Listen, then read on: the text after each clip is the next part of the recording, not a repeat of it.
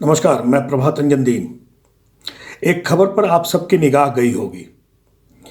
खबर है कि 101 पूर्व नौकरशाहों ने सभी राज्यों के मुख्यमंत्रियों को पत्र लिखकर यह कहा है कि मुस्लिमों का उत्पीड़न हो रहा है, मुस्लिमों को अलग थलग करने की कोशिशें हो रही हैं, वगैरह वगैरह। आप देख रहे हैं ना कि यह देश कितने शातिर लोगों के बीच फंस गया है। पालघर में साधुओं की नृशंस हत्या के फौरन बाद यह पत्र जारी हुआ। इनकी गिरोहबंदी देखिए कि साधुओं के लिंचिंग पर देश की नाराजगी व्यापक शक्ल अख्तियार करे, उसके पहले ही त्वरित गति से यह पत्र जारी कर दिया गया। पत्र लिखने वाले पूर्व नौकरशाहों का नाम देखेंगे तो आप समझ जाएंगे कि माजरा क्या है। इस गुट के अधिकांश लोग शाहीन बाग के सूत्रधार हैं। शाहीन बाग षड्यंत्र के पीछे बैठे ये सूत्रधार अब खुद ब खुद बिल से बाहर निकल रहे हैं और पत्र की पेशबंदियां कर रहे हैं। इन नौकरशाहों का शाहीन बागियों से, बांग्लादेशी, पाकिस्तानी और रोहिंग्या घुसपैठियों से क्या रिश्ता है कि ये नागरिकता संशोधन कानून का विरोध कर रहे थे, उसे निरस्त कराने पर अड़े थे, शाहीन बागियों को उकसा रहे थे और इसके लिए कोई भी रास्ता अख्तियार करने पर बिल्कुल आमादा थे। नौकरशाहों के इस गुट के अधिकांश सदस्य कांग्रेस के पोष्य पुत्र हैं। आप उन नौकरशाहों के बारे में एक झलक लेते चलें तो पत्र लेखन के खतरनाक इरादे स्पष्ट होते चले जाएंगे। ध्यान रखें, 16 अप्रैल की देर शाम साधुओं की हत्या की गई थी। हत्या की वीडियो 3 दिन बाद वायरल हुई। देश भर से प्रतिक्रियाएं आनी शुरू हुई। इस राष्ट्रव्यापी प्रतिक्रिया को भटकाने के लिए कांग्रेस नेता सोनिया गांधी ने साधुओं की हत्या पर शातिराना चुप्पी रखते हुए उल्टा और बेजा बयान जारी कर दिया और उसके फौरन बाद पत्र लेखक नौकरशाहों का गिरोह पत्र लिखकर मुख्यमंत्रियों को ताबड़तोड़ भेजने लगा। उस पत्र में मुसलमानों का उत्पीड़न किए जाने का आरोप लगाते हुए तबलीगी जमात के पाक साफ होने की पूरी शिद्दत से वकालत की गई है। अब आप समझ रहे हैं ना, तबलीगियों के थूक थूक कर कोरोना फैलाने से लेकर डॉक्टरों पर पत्थर फेंकने, साधुओं की हत्या कराने, सोनिया का बयान आने और पूर्व नौकरशाहों द्वारा पत्र लिखने के लिंक किस तरह आपस में जुड़े हुए हैं। अब देखिए पत्र लेखक पूर्व नौकरशाहों के अगुओं को। अभी हम आपको इस जमात के 7 अलमबरदारों के बारे में बता रहे हैं। बाकी बचे 94 पूर्व नौकरशाहों की पृष्ठभूमि और उनकी पृष्ठभूमिका के धागे भी हम बाद में खोलेंगे। अभी सबसे पहला नाम लेते हैं वजाहत हबीबुल्ला का। ये पूर्व आईएएस हैं, कांग्रेस के बड़े चहेते रहे हैं। जिस समय कश्मीर में इस्लाम के नाम पर हिंदुओं और सिखों का सफाया हो रहा था, कत्लेआम चल रहा था, उन्हीं दिनों वजाहत हबीबुल्ला कश्मीर डिवीजन के 9 संवेदनशील जिलों के कमिश्नर हुआ करते थे। पंडित जवाहरलाल नेहरू के बाद वजाहत हबीबुल्ला दूसरे शख्स और पहले ऐसे नौकरशाह हैं जिन्होंने कश्मीर के मसले में अमेरिका को हस्तक्षेप करने को कहा था। कांग्रेस ने इन्हें कई महत्वपूर्ण पदों पर बिठाया। वजाहत हबीबुल्ला की माताजी बेगम हमीदा हबीबुल्ला कांग्रेस की बड़ी नेता थी। बेगम हमीदा हैदरगढ़ बाराबंकी से विधायक रहीं और उत्तर प्रदेश में कांग्रेस की सरकार में सामाजिक और हरिजन कल्याण मंत्री, नागरिक रक्षा मंत्री और बाद में फिर पर्यटन मंत्री भी रहीं। वर्ष 1980 तक वे उत्तर प्रदेश कांग्रेस कमेटी की कार्यकारी समिति की सदस्य थीं। इससे पहले 1969 से वे लगातार अखिल भारतीय कांग्रेस कमेटी की निर्वाचित सदस्य रहीं। वह लखनऊ से लोकसभा चुनाव भी लड़ चुकी थीं। कांग्रेस ने उन्हें राज्यसभा का सदस्य भी बनाया था। यह सब बताना इसलिए जरूरी है ताकि आप यह स्पष्ट तौर पर समझ सकें कि वजाहत हबीबुल्ला कितने प्रतिबद्ध कांग्रेस परिवार से आते हैं। तभी कांग्रेस ने इन्हें बड़ा मान दिया। कांग्रेस ने हबीबुल्ला को देश का पहला मुख्य सूचना आयुक्त भी नियुक्त किया था। कांग्रेस के इस उपकार का मान रखते हुए हबीबुल्ला ने नौकरशाही की सारी नैतिकता को ताक पर रखकर कांग्रेसी एजेंडे पर काम किया। केंद्र सरकार के नागरिकता संशोधन कानून के खिलाफ आग उगला। कांग्रेस के शाहीन बाग एजेंडे को कारगर किया, जम्मू कश्मीर से अनुच्छेद 370 हटाने का पुरजोर विरोध किया, सीएए हटाने के लिए राष्ट्रपति को पत्र लिखा, सुप्रीम कोर्ट चले गए और इतनी बेचैनी में आ गए कि शाहीन बागियों के साथ प्रदर्शन में शरीक होकर उन्हें उकसाने लग गए। तो ये थे पत्र लेखक नौकरशाहों के सबसे सक्रिय सदस्य वजाहत हबीबुल्ला।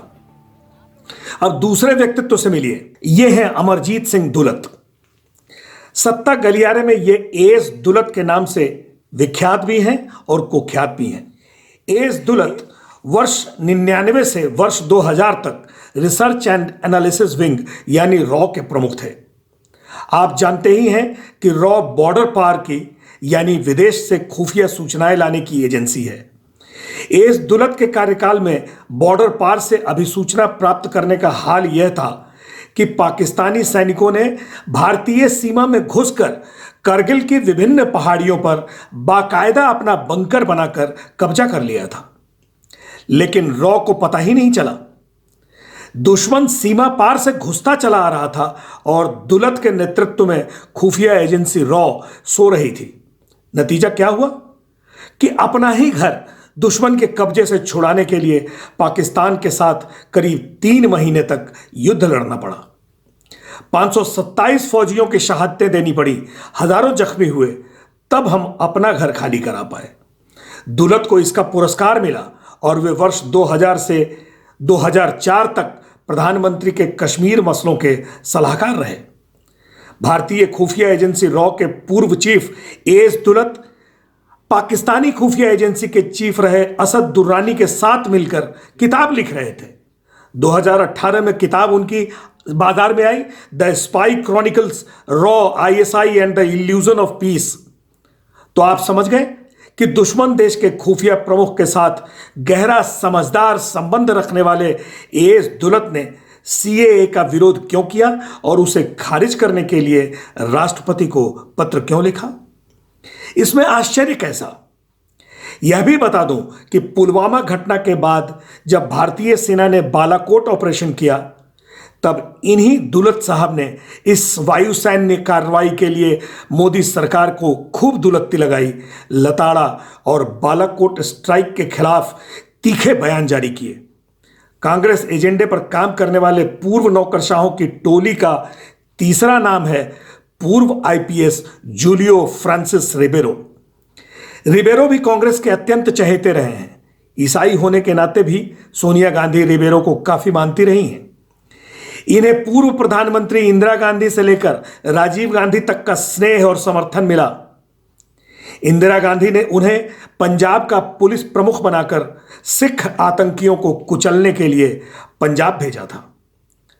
राजीव गांधी ने रिबेरो की कांग्रेस भक्ति से प्रसन्न होकर उन्हें रोमानिया का राजदूत तक बना दिया था। यूपीए की सरकार ने रिबेरो को पद्म भूषण की उपाधि देकर रही सही कसर पूरी कर दी। कांग्रेस का उपकार चुकाने के लिए जूलियो फ्रांसिस रिबेरो सारे हथकंडे आजमा रहे हैं। यहां तक कि उन्होंने मुंबई नगर पालिका के चुनाव में कांग्रेस को फायदा पहुंचाने, लाभ पहुंचाने के लिए मुंबई 227 नाम से एक पार्टी ही बना ली थी और 60 उम्मीदवार भी खड़े कर दिए थे।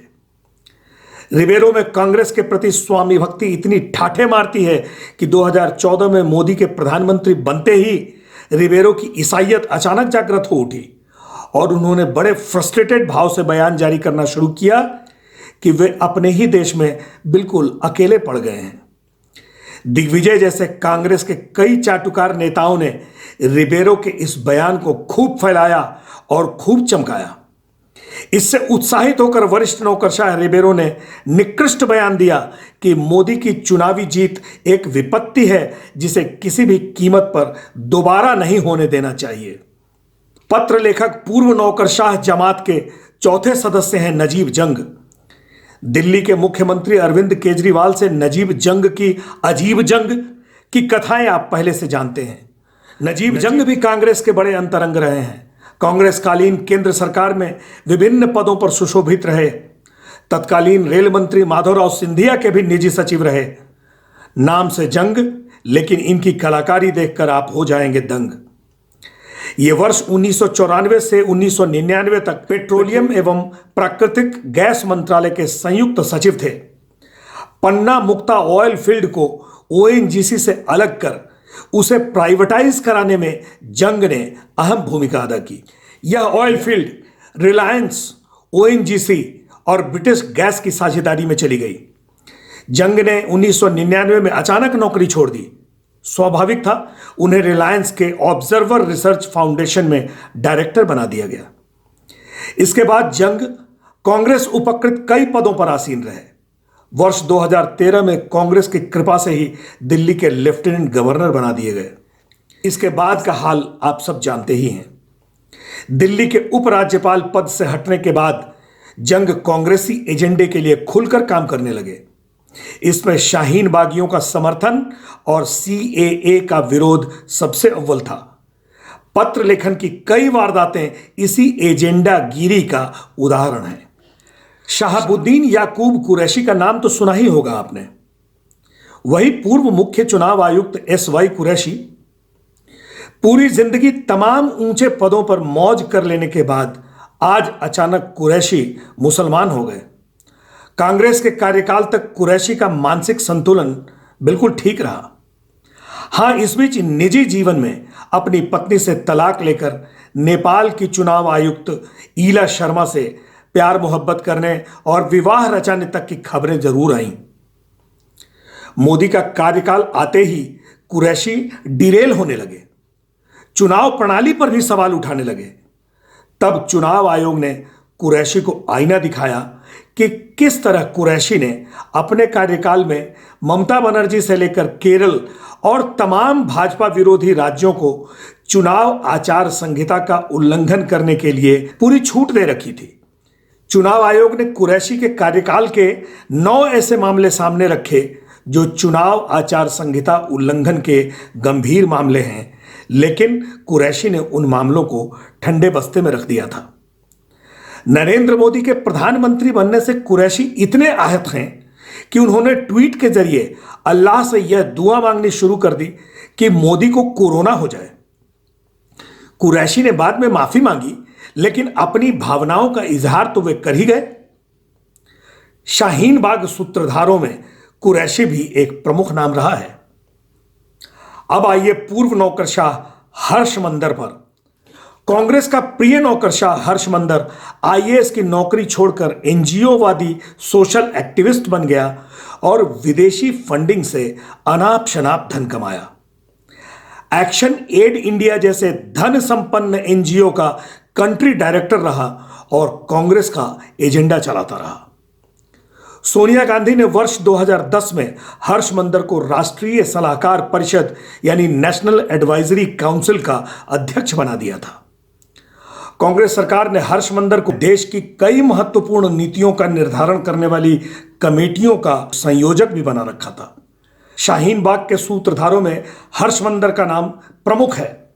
जामिया में दिए गए उसके हेट स्पीच उसकी असलियत खुद ब खुद बता देती है। सुप्रीम कोर्ट में भी नहीं जीती जाएगी, क्योंकि हमने सुप्रीम कोर्ट को देखा है पिछले कुछ वक्त से एनआरसी के मामले में, अयोध्या के मामले में, कश्मीर के मामले में सुप्रीम कोर्ट ने इंसानियत और समानता और सेक्युलरिज्म की रक्षा नहीं की है। वहां हम कोशिश जरूर करेंगे, हमारा सुप्रीम कोर्ट है, लेकिन फैसला ना संसद में ना सुप्रीम कोर्ट में होगा। इस देश का क्या भविष्य होगा? आप लोग सब नौजवान हैं, आप अपने बच्चों को किस तरह का देश देना चाहते हैं, ये फैसला कहां होगा? एक सड़कों पर होगा। अंग्रेजी में कहते हैं last but not the least, आखिरी है लेकिन कम नहीं। पत्र लेखक गिरोह में पूर्व नौकरशाह केएम चंद्रशेखर भी शामिल हैं। ये महानुभाव भी कांग्रेस के अति प्रिय रहे हैं। मनमोहन सिंह सरकार में ये कैबिनेट सेक्रेटरी थे और पूरे कार्यकाल सुशोभित रहे। इसके बावजूद मनमोहन सिंह ने उन्हें एक्सटेंशन भी दिया। केएम चंद्रशेखर कांग्रेस के इतने भक्त थे कि कैबिनेट सेक्रेटरी रहते हुए उन्होंने ही कांग्रेस सरकार को 2G स्पेक्ट्रम की लाइसेंसिंग में अकूत धन कमाने की आधिकारिक सलाह दी थी। चंद्रशेखर ने सरकार को कहा था कि 2G स्पेक्ट्रम की लाइसेंसिंग फीस 1,500 करोड़ से बढ़ाकर 35,000 करोड़ कर दी जाए। चंद्रशेखर ने जेपीसी के समक्ष इसे स्वीकार भी किया था। चंद्रशेखर की इस ऑफिशियल सलाह में अनऑफिशियल जुगाड़ निकालकर फीस तो 1,658 करोड़ ही रखी गई, लेकिन शेष राशि 2G स्कैम के जरिए हड़प ली गई। देश भर में टेलीकॉम के 22 सर्किल्स को 2G स्पेक्ट्रम का लाइसेंस देने में क्या क्या गड़बड़ घोटाला हुआ, किस तरह अरबों रुपए खाए गए और किस तरह सारे खाऊ बेदाग बच निकले, यही तो कांग्रेस की कला है। चाटुकार नौकरशाहों का पत्र लेखन भी इसी कांग्रेसी कला की एक छोटी सी विधा है। एक जरूरी बात रह गई। पूर्व नौकरशाहों के पत्र लेखक सेल के सदस्य नजीब जंग ने शाहीन बाग में प्रदर्शन के दरमियान ला इलाहा इल्लल्लाह का नारा लगाए जाने पर कहा था कि यह सांप्रदायिक नारा नहीं है। देश के लिए गाए जाने वाले राष्ट्रगीत वंदे मातरम को सांप्रदायिक कहने वाले लोगों को शर्म से डूब मरने के लिए चुल्लू भर पानी भी नहीं मिलता। फिर मिलते हैं जल्दी ही विशेष समाचार के साथ। तब तक के लिए नमस्कार, जय हिंद।